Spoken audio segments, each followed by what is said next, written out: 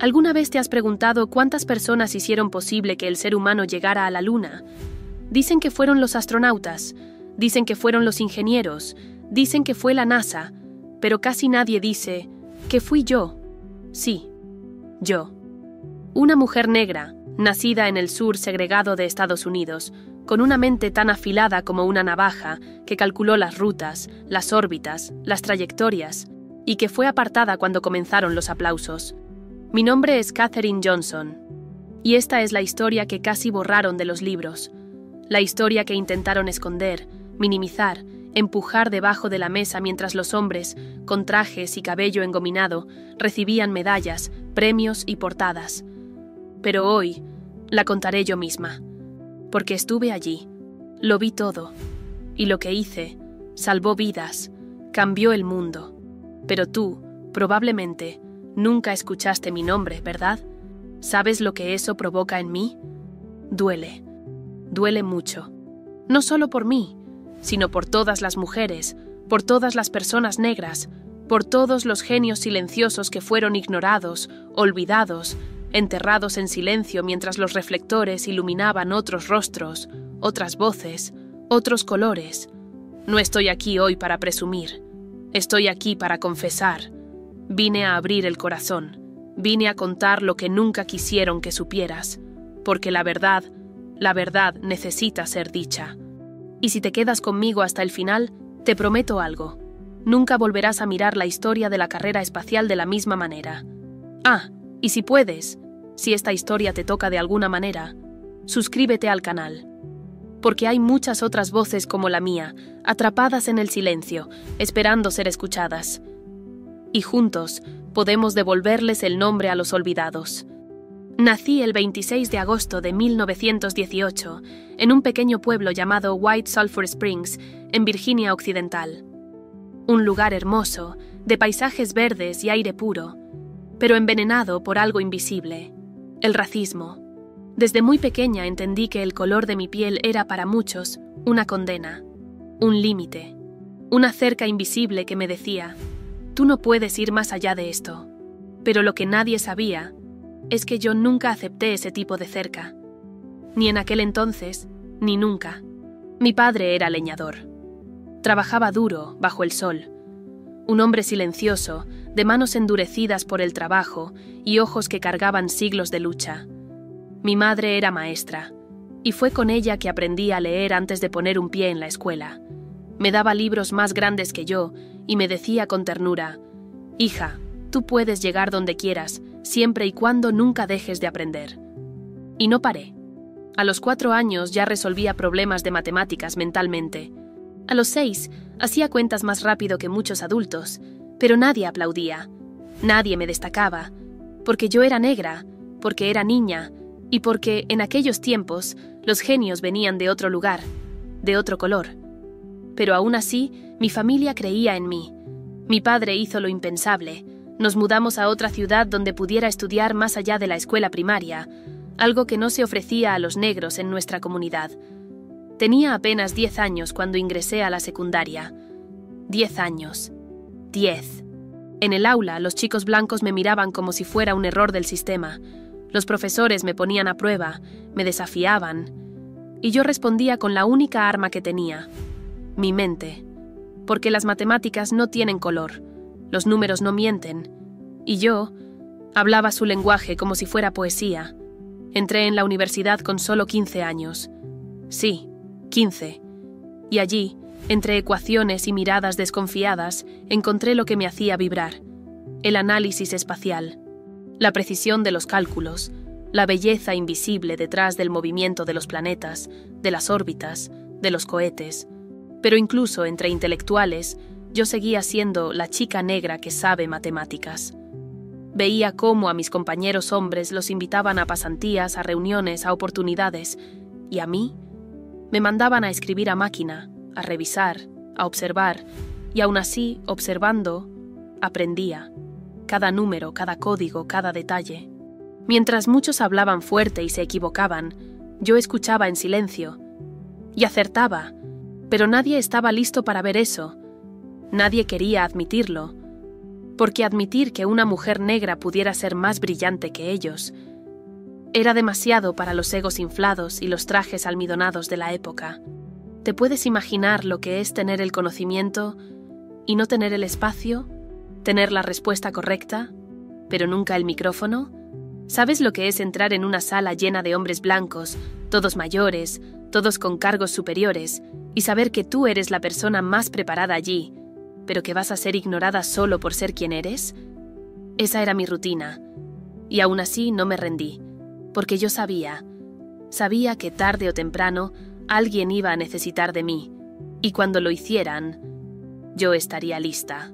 La primera vez que entré a la NACA, que más tarde se convertiría en la NASA, sabía exactamente por qué estaba allí. Pero nadie más lo sabía. Me contrataron como computadora. Sí, así nos llamaban. Mujeres negras con mentes afiladas, confinadas a salas separadas, con tareas que exigían una precisión matemática absoluta, pero sin ningún reconocimiento público. Éramos el cerebro detrás de las máquinas, pero invisibles. Aún así, yo destacaba. Sabía que los números eran mi única forma de gritar, y cada ecuación que resolvía era como una semilla de revolución que plantaba en silencio. Fue en 1958 cuando me transfirieron a la División de Vuelo Espacial de la NASA. Un nuevo nombre, pero los viejos prejuicios seguían allí. Escritorios segregados, baños separados, cafés fríos y miradas aún más frías. Pero allí, algo empezó a cambiar. Cuando la carrera espacial estalló y Estados Unidos se dio cuenta de que se estaba quedando atrás de la Unión Soviética, la desesperación por precisión creció. Y finalmente, comenzaron a escuchar. Fue entonces cuando me llamaron para calcular la trayectoria de la misión de Alan Shepard, el primer estadounidense en el espacio. ¿Puedes imaginar lo que sentí? ¿Miedo? No. Furia. Porque solo me buscaron cuando el riesgo era demasiado alto, cuando un error significaba perder vidas o perder la guerra tecnológica. Pero fui, con mis ecuaciones hechas a mano, con lápiz y papel, y entregué un cálculo perfecto. Cada segundo de la trayectoria, cada curva, cada aceleración, cada milímetro del reingreso. No había margen de error. Y yo no fallé. La misión fue un éxito, y aún así, ningún titular mencionó mi nombre.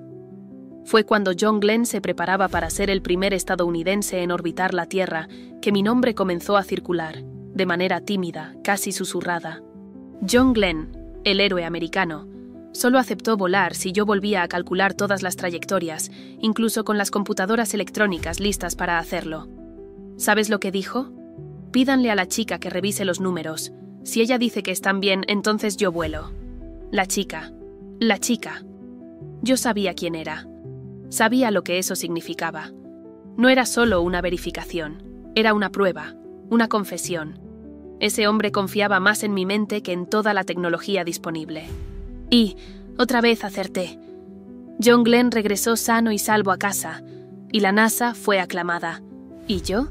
Volví a mi escritorio, sin aplausos, sin cámaras, solo con la sensación de que, una vez más, había salvado una vida. Y nadie lo sabía. Y no terminó allí. También trabajé en el proyecto Apolo 11. Sí, el que llevó al ser humano a la Luna. Mis ecuaciones estaban allí, escondidas entre pilas de papeles, detrás de las cortinas de las transmisiones en vivo, entre los cálculos que aseguraron que Armstrong y Aldrin llegaran y regresaran con vida. ¿Tienes idea de lo que eso significa? Yo ayudé a la humanidad a llegar a la Luna. Un hecho histórico, un salto para la ciencia, un hito de la civilización. Y aún así, nadie me reconoció. No me invitaron a las entrevistas, no subí al escenario, no aparecí en los libros escolares, pero todo estaba allí, en cada número, en cada hoja garabateada con grafito, en cada madrugada resolviendo lo imposible, y seguí trabajando por más de 3 décadas. Colaboré con el programa del transbordador espacial, con planes para misiones a Marte, con cálculos para nuevos sistemas de navegación, pero mi nombre seguía en silencio. El legado que dejé estaba escondido en cajas de archivos, en bibliotecas técnicas, en ecuaciones que nadie sabía que yo había hecho. Y aún así, seguía luchando. Seguía sonriendo a quienes me ignoraban. Seguía enseñando a otras jóvenes negras que sí podían ser científicas. Seguía firme, incluso cuando el mundo insistía en borrarme. Porque, en el fondo, yo lo sabía. Lo que hice no podía deshacerse. Lo que hice cambió la historia de la humanidad. Y hoy, por fin, lo digo en voz alta. No por vanidad, sino por justicia. Por todas las que vinieron antes que yo, que lucharon y fueron sepultadas en el olvido.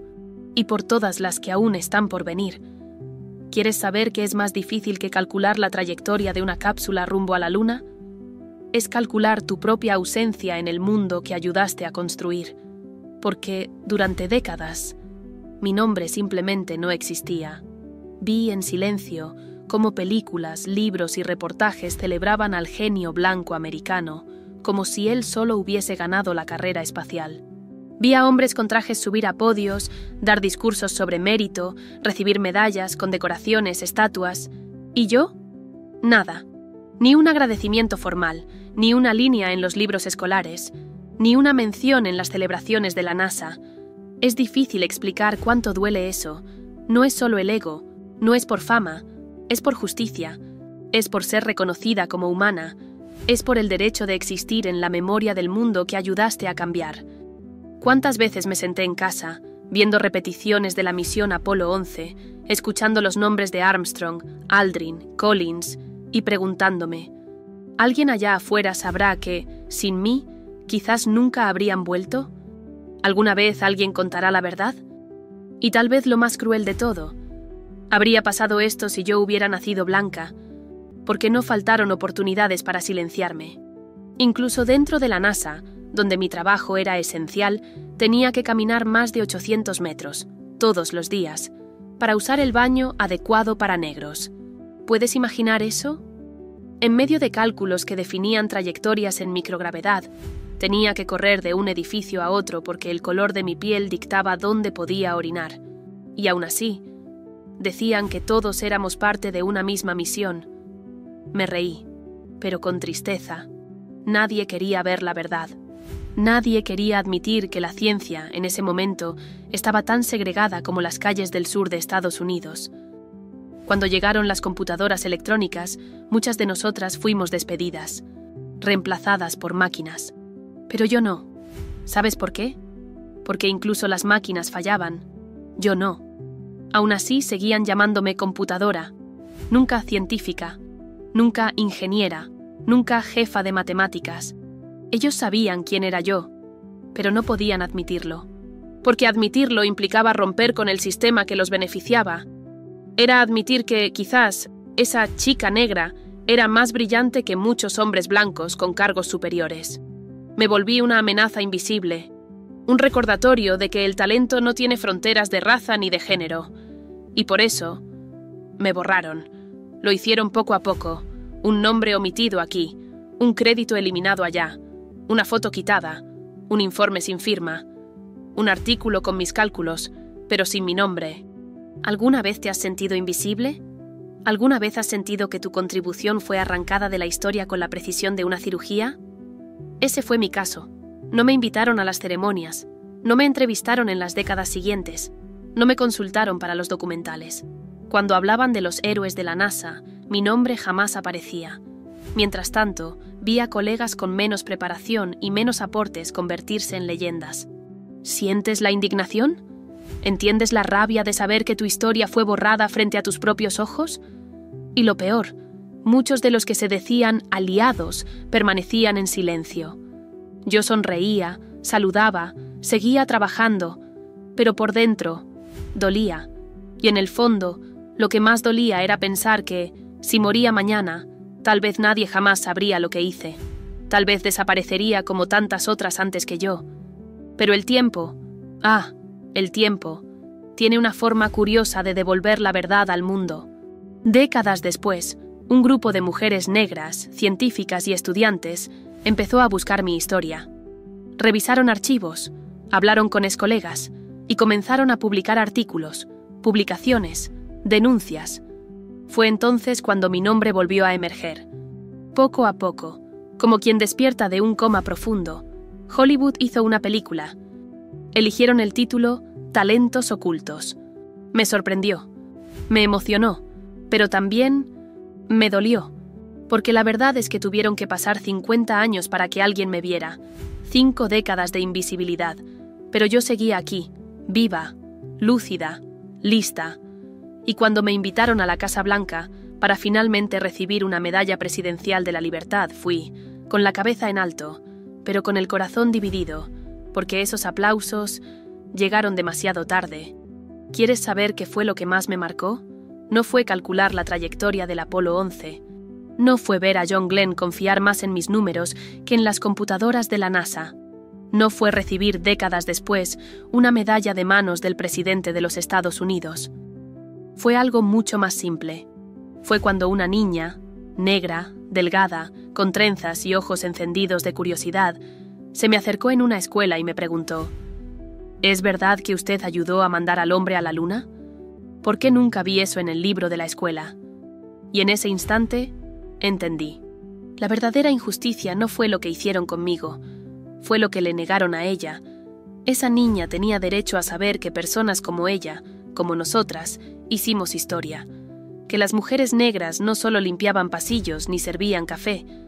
Estábamos escribiendo las matemáticas de la exploración espacial, trazando fórmulas en las pizarras de la NASA, resolviendo problemas que ni las computadoras podían descifrar. Pero a ella le enseñaron solo silencio.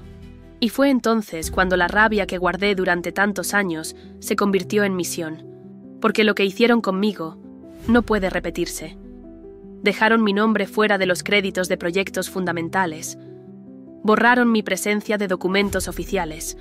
Incluso llegaron a eliminar mi firma de ciertos cálculos, colocando el nombre de hombres C. Homo si ellos los hubieran hecho. Sí, escuchaste bien. Mis cálculos, con el nombre de otro hombre debajo. Decían que era para facilitar la lectura técnica, pero yo lo sabía, ellos lo sabían, todos lo sabían.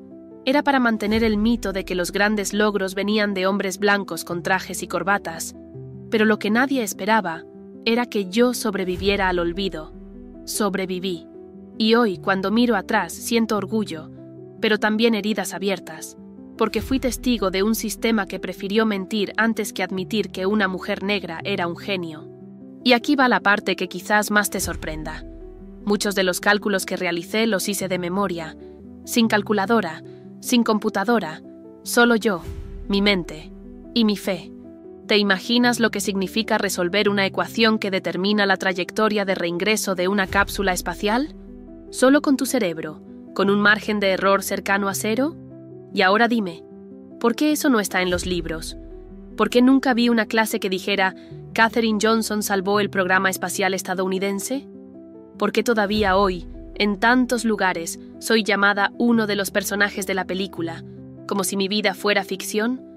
Yo fui real. Mi lucha fue real. Mi inteligencia fue real. Y el borrado también.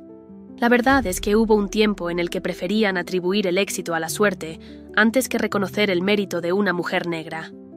Y eso todavía resuena hoy, no solo conmigo, sino con miles de otros nombres olvidados. Esta historia, mi historia, es más que una narrativa de superación. Es una denuncia, es un grito, es un recordatorio de que la historia oficial está incompleta y que cada uno de nosotros tiene la responsabilidad de mirar más profundo, de preguntar más, de exigir más. Porque mientras algunos pisaban la luna, otros, como yo, solo intentábamos existir en las páginas de la historia. Hoy, cuando pienso en todo lo que viví, no guardo rencor, guardo memoria, porque la memoria es lo único que queda cuando la justicia tarda demasiado en llegar. Y es con esa memoria que elijo hablar ahora, no para que me celebren, sino para que me recuerden, como tantas otras que vinieron antes que yo, y que aún siendo brillantes, murieron en el silencio polvoriento de archivos olvidados.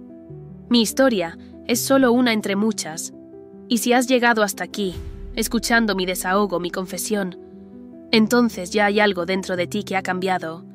Tal vez ahora te preguntes, ¿por qué nunca había oído hablar de Katherine antes? Tal vez estés reconsiderando todo lo que creías saber sobre la carrera espacial. O tal vez estés sintiendo lo que más deseaba provocar con este relato: indignación. porque el silencio también es una forma de violencia, y yo viví dentro de él durante demasiado tiempo. Pero mira, no estoy aquí solo para contarte lo que sufrí. Estoy aquí para recordarte que la verdad siempre encuentra una forma de respirar, aunque tarde, y que cada vez que se cuenta una historia como la mía, se hace más difícil volver a enterrarla. Si hoy recuerdas mi nombre, entonces ya ganamos una parte de esta batalla, y te pido, con el corazón abierto, no dejes que esta historia vuelva a morir. Habla de ella, cuéntasela a alguien. Pregunta en los libros, en los museos, en las escuelas. ¿Dónde están los nombres que borraron? Porque hay muchas otras Katherine Johnson por ahí. Nombres ocultos detrás de títulos genéricos, rostros ausentes de las fotografías, mentores sin crédito, genias sin monumento, heroínas que la historia prefirió silenciar. Y si crees que eso debe cambiar, tal vez ahora esa sea tu misión. La mía fue ayudar a que el ser humano llegara a la luna. La tuya puede ser asegurarte de que, de ahora en adelante, ninguna mente brillante vuelva a ser olvidada. Y si quieres seguir descubriendo estas historias, si quieres ayudar a desenterrar las verdades que nos ocultaron durante tanto tiempo, te invito, con cariño, a suscribirte a este canal, pero solo si realmente lo sientes, porque esto no va de números, va de memoria, y la memoria, cuando se comparte, se vuelve eterna. Gracias por escucharme, gracias por recordarme, y por favor, no me olvides otra vez.